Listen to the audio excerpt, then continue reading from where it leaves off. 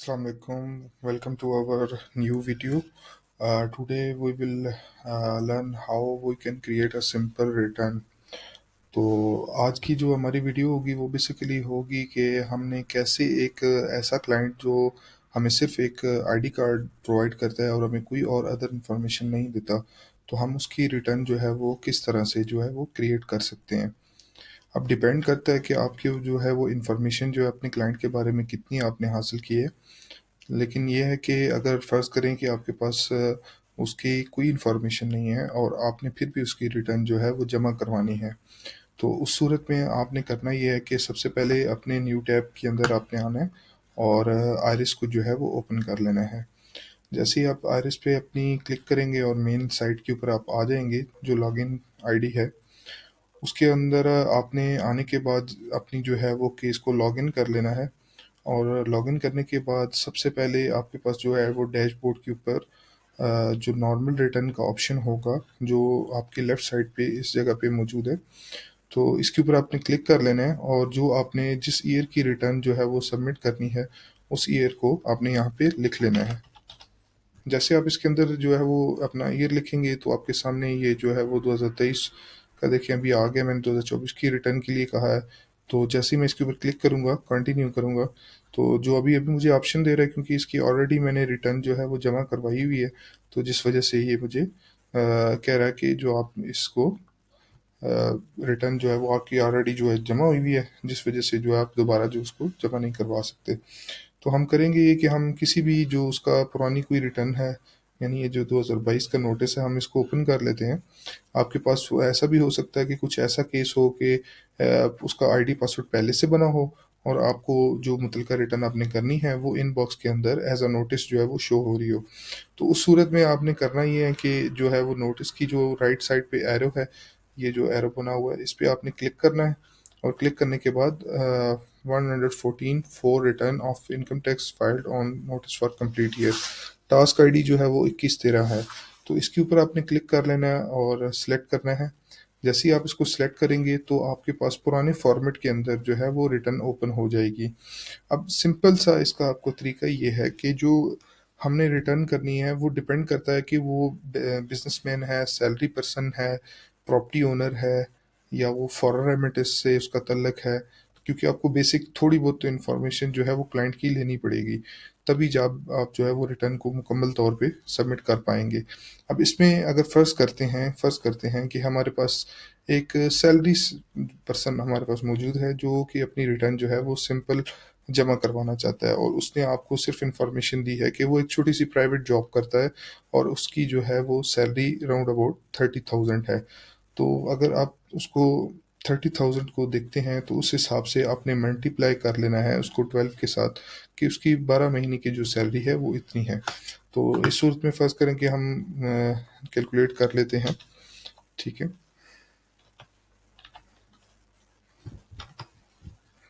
फ़र्ज़ करें कि उसकी सैलरी 35,000 है पर मंथ। तो हमने उसे 12 के साथ मल्टीप्लाई कर लेना है, तो इस सूरत में हमारे पास ये सैलरी 4,20,000 के करीब आ चुकी है। अब हमने करना ही है कि वापस अपनी आइरिस में जो है वो एंटर होके उसकी रिटर्न को ओपन करना है और रिटर्न को ओपन करने के बाद आपने सिंपल उसकी जो है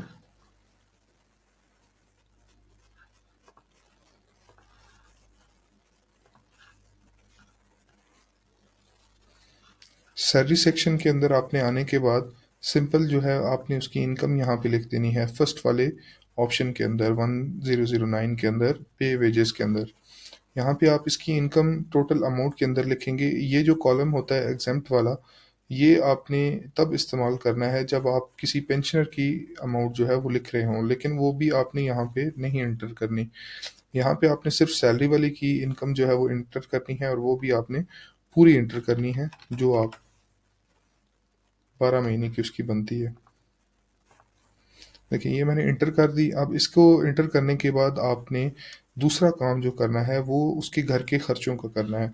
अब फ़र्ज़ करें कि घर के खर्चे जो हैं वो आपके आपको अंदाज़ा है कि आपके जो है वो मेडिकल के एक्सपेंसेस क्या हैं, रेंट के क्या हैं, मतलब जो भी आपका क्लाइंट है या आप अपनी खुद कर रहे हैं रिटर्न, तो आपको अंदाज़ा होना चाहिए कि आपके जितने भी आप एक पेज के ऊपर जो है अपने सारे एक्सपेंसेस कैलकुलेट पहले से करके रखेंगे। और अगर आपको नहीं पता उसके एक्सपेंसेस या अपने क्लाइंट के या खुद के नहीं पता और आप सिंपल तरीके से एंटर करना चाहते हैं, तो उसका आपको ये करना पड़ेगा कि आप देखना है कि आपने सेविंग्स जो है अपनी वो कितनी शो करनी है। यानी अगर फ़र्ज़ करें कि 4,20,000 अगर आपकी इनकम है, तो उसमें अगर आप कहते हैं कि आपके सालाना अखराजात जो हैं वो 3 लाख हुए हैं, तो आप 1,20,000 की सेविंग शो करना चाहते हैं, तो यहाँ पे आप अपने खर्चे लिख सकते हैं। सेकंड लास्ट जो है वो बस other personal house hold expenses के अंदर 7087 जो है वो इसका कोड है। इसको आप हमेशा डबल क्लिक करेंगे कैलकुलेट करते वक्त, क्योंकि ये पुराना फॉर्मेट है, तो इसमें डबल कैलकुलेट करेंगे तो तभी जो ये अमाउंट जो है वो एक्सेप्ट करेगा। अब देखिए, जैसे ही मैंने क्लिक किया तो अमाउंट जो है वो एंटर हो गई है। अब आपने तीसरा काम जो करना है वो रिकॉन्सिलेशन, यानी लास्ट में जो ऑप्शन आ रहा है नेट एसेट्स का, इस पे आपने क्लिक करना है। और यहाँ पे आपको एक ऑप्शन नज़र आएगा, income declared as per return for the year subject to normal tax. इसका जो कोड है वो 7031 है। यहाँ पे आपने बेसिकली इसकी इनकम जो है वो सैलरी की इंटर कर देनी है, जो आपने वो फर्स्ट सैलरी वाले ऑप्शन में लिखी थी। अब जैसे ही आप वहाँ पे लिखेंगे, तो आपके पास एक माइनस में 120 का जो है वो बैलेंस आ चुका है। ये बेसिकली शो कर रहा है कि इसके पास जो है वो इनकम करने और घर के एक्सपेंसेस निकालने के बाद ये सेविंग्स इसके पास बच चुकी हैं। अब आपने देखना है कि इसकी पर्सनल एसेट्स, यानी जो इसके पास असासे हैं वो कितने हैं। अब सिंपल सी बात है कि अगर फ़र्ज़ करें कि वो आपको सिर्फ आईडी कार्ड प्रोवाइड करता है अपना क्लाइंट, तो उस सूरत में तो नहीं आपको पता कि उसका बैंक अकाउंट भी है कि नहीं, या उसके पास कुछ ज़ेवर है कि नहीं। या आप डिफरेंट तरीके से पूछ सकते हैं कि फ़र्ज़ करें कि आप पूछें कि आप शादीशुदा हैं कि नहीं। अगर वो शादीशुदा है तो इट्स मीन कि नॉर्मल अगर आप देखें तो 2 या 3 तोले जो है वो गोल्ड एटलीस्ट तो एक शादीशुदा आदमी के पास होता है एज़ अ वाइफ़ की गिफ्ट की सूरत में। तो वो आपने इसका गोल्ड जो है वो एटलीस्ट 2 तोले जो है वो एंटर कर देना है। और प्लस आपने उसके कुछ हाउस होल्ड इफ़ेक्ट जो है वो कुछ ये एंटर कर दें।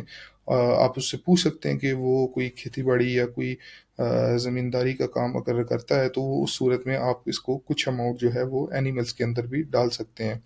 बाकी अगर वो आपको अकाउंट नंबर बता दे तो आप एंटर कर दें, अगर कोई अपनी प्रॉपर्टी बता दे तो वो आप इसके अंदर एंटर कर सकते हैं। अगर इनमें से कुछ भी नहीं आपको पता और ना ही वो आपको बता रहा है, तो उस सूरत में आपने कैश की सूरत में अमाउंट जो है वो लिख देनी है। वो आप क्लाइंट की सूरत-हाल को देखते हुए या उसकी फाइनेंशियल जो है वो सूरत-हाल को देखते हुए यहाँ पे उसको एंटर करें।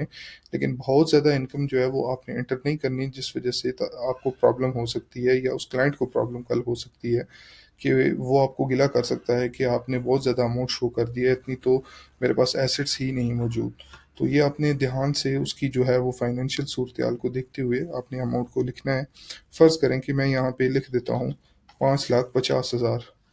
अब मुझे क्योंकि कुछ नहीं पता कि उसके पास है कुछ या है भी या नहीं है, तो उस सूरत में मैंने सिर्फ़ 5,50,000 लिख दिए।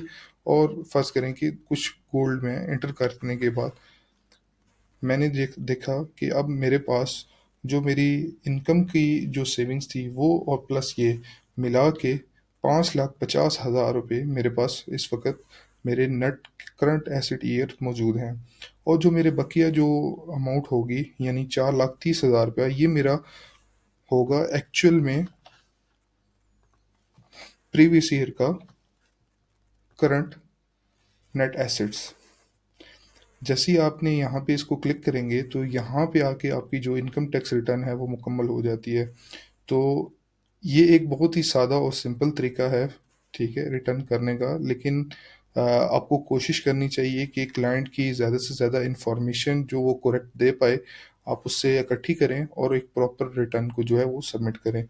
तो इंशाल्लाह मिलते हैं नेक्स्ट वीडियो में, जिसमें हम सीखेंगे कि एक प्रॉपर सैलरी रिटर्न जो है वो किस तरह सबमिट की जाती है, और एक प्रॉपर एसेट्स के साथ और प्रॉपर डिटेल्स के साथ, जिसमें आपके हाउस होल्ड एक्सपेंसेस और अदर थिंग्स जो हैं वो किस तरह एंटर्ड होते हैं।